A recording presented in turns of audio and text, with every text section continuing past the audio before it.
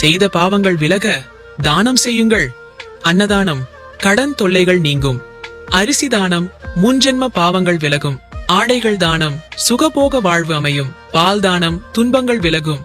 நெய் தானம் பிணிகள் நீங்கும். தேங்காய் தானம் எடுத்த காரியங்களில் வெற்றிகள் கிட்டும். தீப தானம் முன்னோர்களின் ஆசிகள் கிட்டும். தேன் தானம் புத்திர பாக்கியம் கிட்டும். பூமி தானம் பிறவா நிலை உண்டாகும். பழங்கள் தானம் மன அமைதி உண்டாகும். கோதானம் பித்ரு கடன் நீங்கும். தயிர் தானம் இந்திரிய விருத்தி உண்டாகும். நெல்லிக்கனி தானம் அறிவு மேம்படும். தங்கம் தானம் தோஷம் நிவர்த்தியாகும்.